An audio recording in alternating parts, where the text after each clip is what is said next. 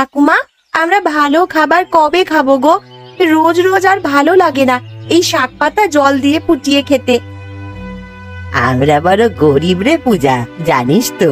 তুই ছোট আর আমি বুড়ি মানুষ। আমরা কি আর সবার মতন টাকা রোজগার করতে পারি যে ভালো মন্দ খাবো? তুই আর একটু বড় হয়ে যা, তখন তুই আমাদের কিছু একটা ব্যবস্থা করবেন। সত্যি আমাদের ভালো খাওয়ার ব্যবস্থা হবে? সবার ব্যবস্থা করে দেন। আজ আমার একটু মাছ খেতে ইচ্ছা করছে। তুই কি পাগল হলি রে? ঘরে চাল ডাল সব পুড়িয়েছে, আর তুই কিনা মাছ খাবি বলে বায়না করছিস? ঠিক আছে, আমি বুঝেছি, আমি তোমার কাছে আর কখনো বায়না করব না। তুই বায়না করলেও কি আর মেটানোর ক্ষমতা আমার আছে রে? যদি আমার সেই ক্ষমতা থাকতো তাহলে কি আর তোকে আমি এই রকম হাত পেটা খাইয়ে রেখে দিতাম? আকাশের অবস্থাও ভালো নয় ঠাকুমা। আমাদের যা ঘরের অবস্থা, তাতে বৃষ্টি হলে আমরা বাঁচবো কি করে কে জানে। দেখো, একদিন আমাদের ভালো দিন আসবে, আমাদের সব দুঃখ দূর হয়ে যাবে। তোর কথাই যেন সত্যি হয় রে মা। তুমি স্বামী হয়েছো কি করতে জানি না, কোন দায়িত্বটা পালন করেছো তুমি স্বামী হওয়ার? কেন, রোজ দুবেলা যে তোমাকে পেট ভরে খাওয়াচ্ছে সেটাই বড় কথা নয়? না, সেটাই বড় কথা নয়। শুধু খেতে দিলেই হয় না, মন ভরে খেতে দিতে হয়। আর তোমার এইসব শাক পাতা আর আলু খেয়ে আমার হয় না। আমরা গরিব মানুষ, সেটা তুমি ভুলে গেলে নাকি? কেন, গ্রামে তো আরো গরিব মানুষ আছে। তোমার মতন ভিখিরির জাত কজন আছে শুনি? কি চাও তুমি আমার থেকে? তোমার মতন একটা মেনিমুখ মিনসের কাছ থেকে আর কি চাওয়ার আছে আমার? শুধু বলে দিচ্ছি, এইভাবে আমি আর বাঁচতে পারবো না। যেভাবে পারো ভালো কাজবাজ করো, সে লোকের ঘরে চুরি ছিনতাই করো কি করো, আমার জানার কোনো দরকার নেই। শুধু আমার ভালো থাকা আর খাওয়া চাই। তুমি একটু বুঝে দেখো আমি কোথায় থাকি, আমি কি করব? কিভাবে আনবে সেটা তুমি জানো। এখন এখান থেকে দূর হয়ে যাও তো তুমি। তুমি একটু কিন্তু ভেবেচিন্তে দেখলে পারতে। বেশি বকো না, বের হতে বলেছি যখন, বের হয়ে যাও এখান থেকে। ঠিক আছে, আমি যাচ্ছি, তবে কি করতে পারবো ঠিক নেই। যদি আনতেই না পারো তাহলে এই ঘরের দরজা আর মারাবে না তুমি, কথাটা যেন মনে থাকে।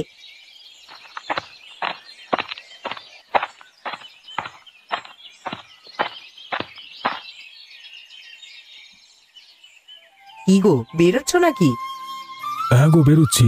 আকাশের অবস্থা তো ভালো বুঝছি না। কালকে পরশু করে যদি বৃষ্টি এসে যায় মুশকিল হয়ে যাবে। তার আগে জমিটা একটু ঠিকঠাক করে রাখা দরকার। তাড়াতাড়ি চলে আসবে কিন্তু আজকে, আর আসার সময় একটু বাজার করে আনবে গো।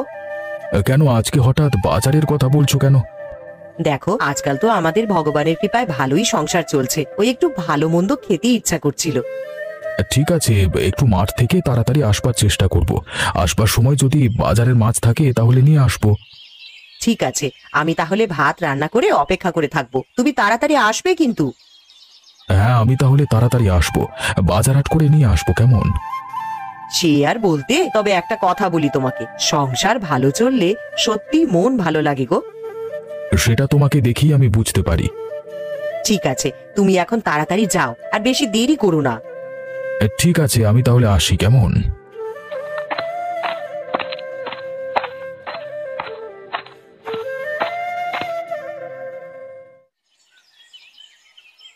ঠাকুমা, কি ভাবছো গো তুমি?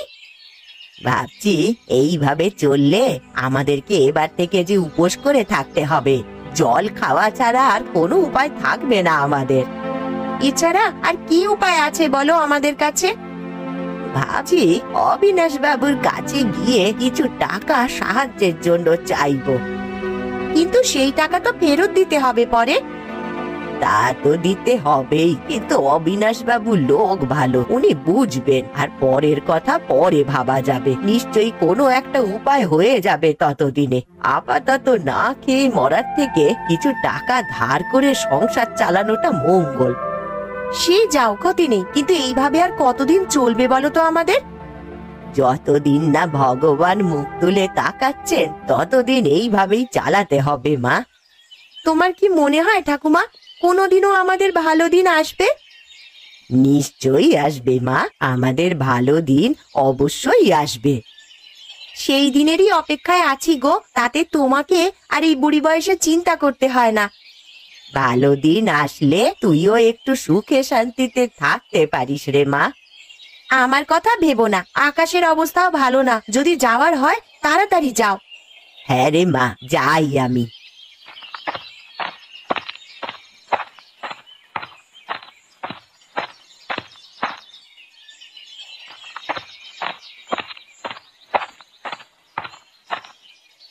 আরে বুড়ি, এই ভর দুপুর বেলায় এত হন্তদন্ত হয়ে কোথায় যাচ্ছ? তুমি আর কি বুঝবে বলো, গরিব মানুষের জ্বালা যদি বুঝতে।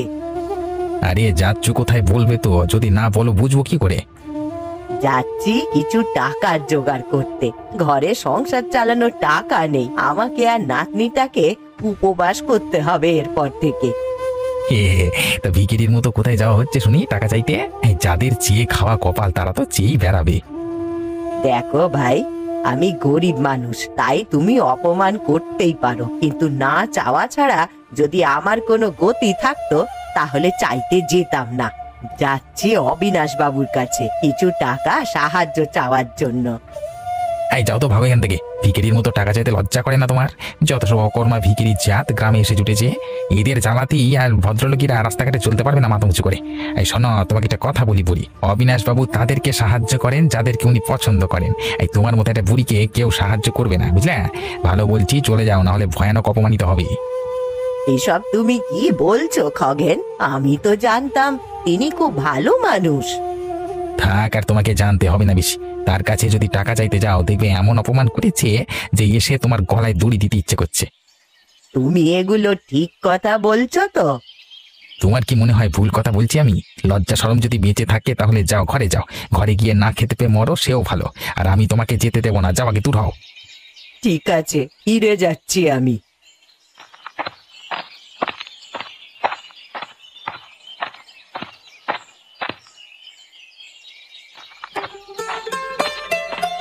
কি রে পূজা, কি করছিস রে এখন? নীলিমা কাকিমা এসো। না থাক রে, আমি বসতে আসিনি, বলি তোর বুড়ি ঠাকুরমা কোথায় গেছে রে?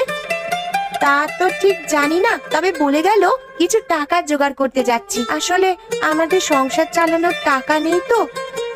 হ্যাঁ সত্যি বাবা, তোরা বড্ড গরিব। এইরকম গরিব লোক আমি দেখিনি এর আগে। এখনকার দিনে এইরকম মানুষও আছে যারা ঘরে না খেতে পেয়ে লোকের কাছে টাকা ধার করতে যায়। তোদের তো দেখছি বাবা অভাব যেন ঘোচেই না।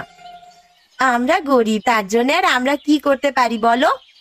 খেটে খেতে হয়, বুঝলি তো? আমাদের খাটার মতন তো কেউ নেই। আমি খুব ছোট আর ঠাকুমা খুব বুড়ি। শোন, পৃথিবীর সব ভিখিরির জাতেরাই না এইরকমই কথাবার্তা বলে। আসলে যাদের ভিক্ষা করে পেট ভরানোর ধান্দা, তারা কি আর আমাদের মতন কাজবাজ করে খাবে রে?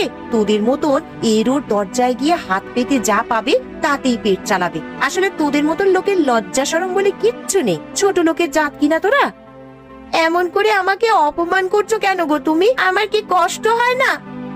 তোদের মতন মেয়েদের কষ্ট থাকতে নেই রে। তোদের ভবিষ্যৎ আমার জানা আছে। কদিন পরেই তো শুরু করবি ছোট জাতের কাজ কারবার। এমন করছিস যেন ধোয়া তুলসী পাতা। যত সব ছোট লোকের নাটক। যাই, আমার ঘরে অনেক কাজ আছে। তোরা নাতনি ঠাকুমা মিলে বরং নতুন নতুন বুদ্ধি বার কর, কি করে লোকের মন ভুলিয়ে টাকা রোজগার করতে পারিস।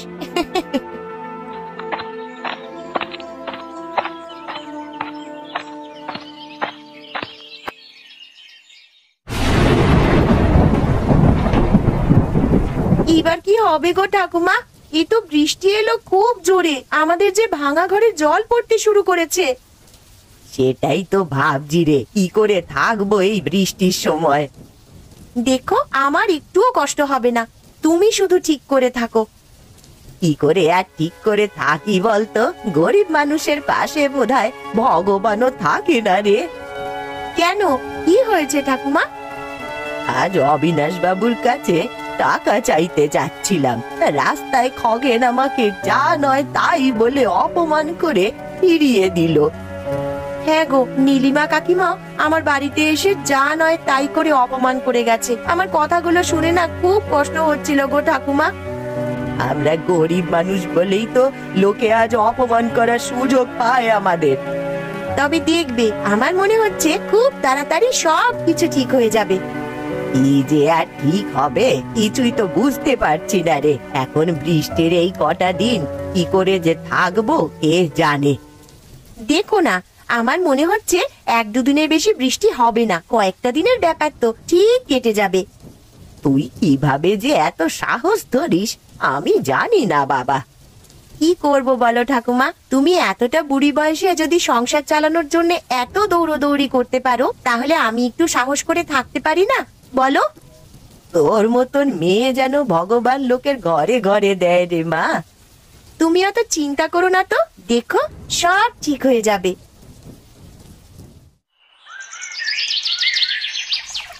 পূজা, ও পূজা, তাড়াতাড়ি করে বাইরে এসে দেখ রে। কি হয়েছে গো ঠাকুমা?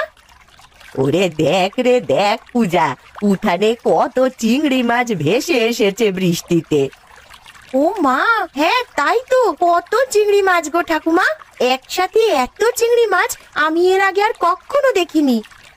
তুই অনেক দিন ধরেই মাছ খাবি বলছিলিস না মা, এবারে তোকে আমি চিংড়ি মাছ ভাপা করে দেব, দেখবি চিংড়ি মাছ ভাপা খুব ভালো লাগে।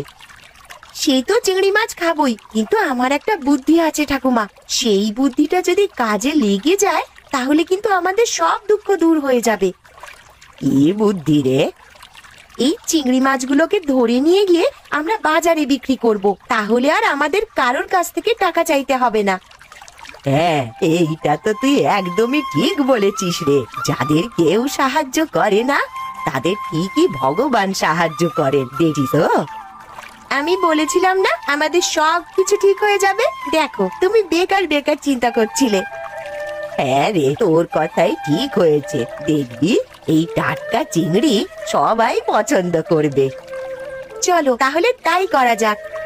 হ্যাঁ রে, চল চল, চিংড়ি মাছগুলোকে বরং ধরে ফেলি। এইভাবেই বৃষ্টি চলতে থাকলে আরো অনেক চিংড়ি মাছ আসবে, দেখিস। আমাদের এই টাটকা চিংড়িগুলো সবাই কিনবে বল। দেখো না, এক্ষুনি লোক আসতে শুরু করবে।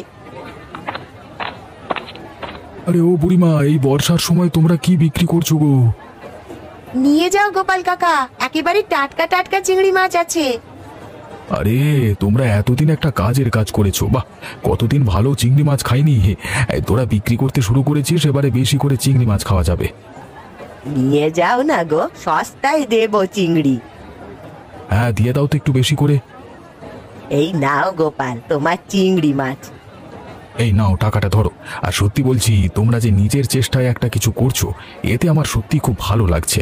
তোমরা আরো এগিয়ে যাও, আরো ভালো করে ব্যবসা করো, এটাই আমি চাই। তোমাদের মতন ভালো মানুষেরা পাশে থাকলে তবেই হবে। তুমি ভেবো না বুড়িমা, আমি তোমাদের থেকে এবারে জিনিসপত্র নিয়ে যাব। তোমাদের ব্যবহারও আমার খুব ভালো লেগেছে। আজকে কার থেকে এমন সুন্দর চিংড়ি মাছ নিয়ে এসছিলে গো? ভেবে বলো দেখি কার থেকে নিয়ে এসেছিলাম। আরে সেটাই তো ভেবে পাচ্ছি না। জানো, বাজারে আজকাল নতুন দোকান দিচ্ছে আমাদের বুড়িমার ওই ছোট নাতনি পূজা। কি বলছো গো, ওরা দোকান দিয়েছে? হ্যাঁ, ওদের থেকেই তো নিয়ে এলাম। খুব ভালো করেছে গো, আমার শুনে খুব আনন্দ হয়েছে। এবার মনে হয় ওদের অভাবটা দূর হবে। এতদিনে একটা ভালো কাজ করেছে ওরা। এতদিন লোকের কাছে শুধু লাথি ঝাঁটা খেয়ে এসেছে ওরা। গরিব বলে গ্রামের কেউ ওদের সম্মান করতো না, সবাই অপমান করেছে এতদিন ওদের। আমিও সেটাই বলছি, লোকের কাছে হাত পেতে দিন চালানো যে কত কষ্টের, সেটা একমাত্র ওরাই বোঝে। তবে কি বলতো, যারা হিংসা করে তারা একদিন ঠিকই নিজের ভুলটা বুঝতে পারবে। সে বুঝতে পারুক আর না পারুক, তবে ওরা যেটা করেছে সেটা সৎ পথে মাথা উঁচু করে চলার জন্য আদর্শ। আমিও চাই ওদের উন্নতি হোক খুব। এবার থেকে তুমি ওদের থেকেই মাছ নিয়ে আসবে, কেমন? আমিও সেটাই বলে এসেছি ওদের। সেই জন্যই বলছি, দেখবে গরিব মানুষের সাহায্য করলে ভগবানও খুশি হবেন।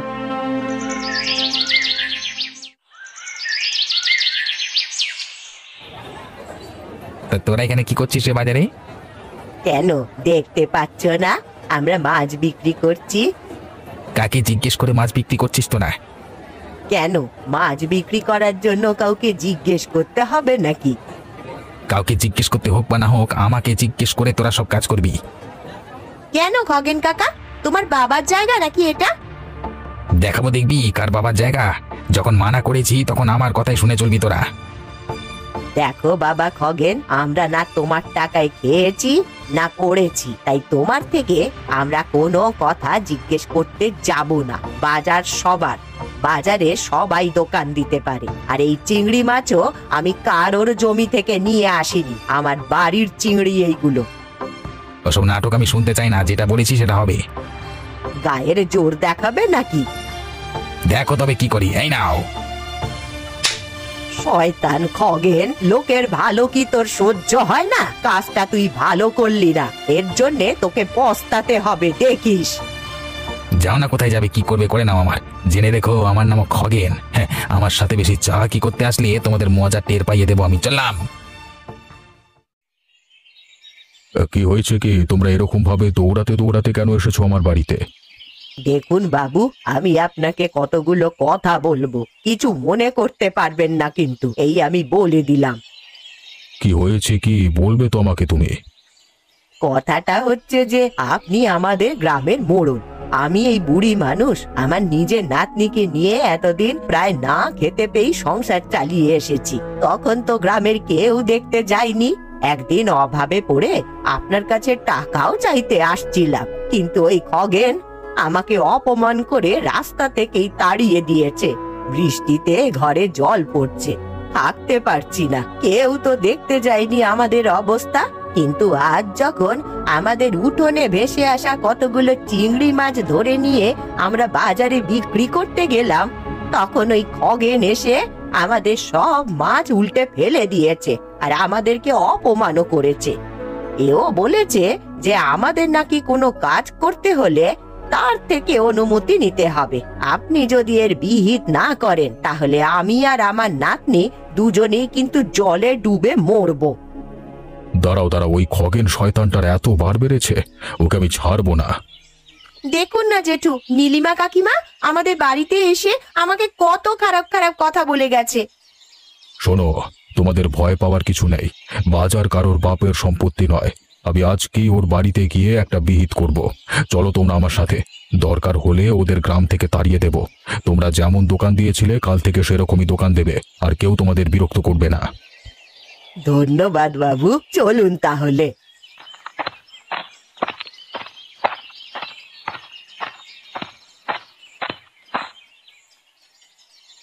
এই খগেনের বাচ্চা, বাইরে বের হ।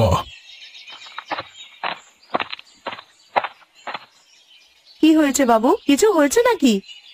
তুমি দাঁড়াও, আর খগেন কোথায়?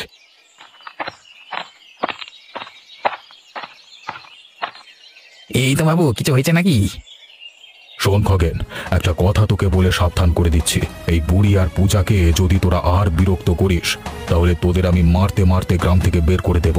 কি যাস, এক্ষুনি লোক ডেকে তোদেরকে মারি, তাড়িয়ে দিই তোদের গ্রাম থেকে? লজ্জা করে না তোদের? একটা গরিব মানুষের জিনিসপত্র রাস্তায় ফেলে দিতে, তারা গরিব বলে তাদেরকে অপমান করে আসতে লজ্জা করে না? তোমরা মানুষ নাকি শয়তান? দেখো, এক্ষুনি ভালোই ভালোই ক্ষমা চাও, নাহলে গ্রামের লোকজন ডেকে আমি তোমাদের গ্রাম থেকে বের করে দেব। না না বাবু, এমনটা করবেন না, আমি ক্ষমা চাইছি।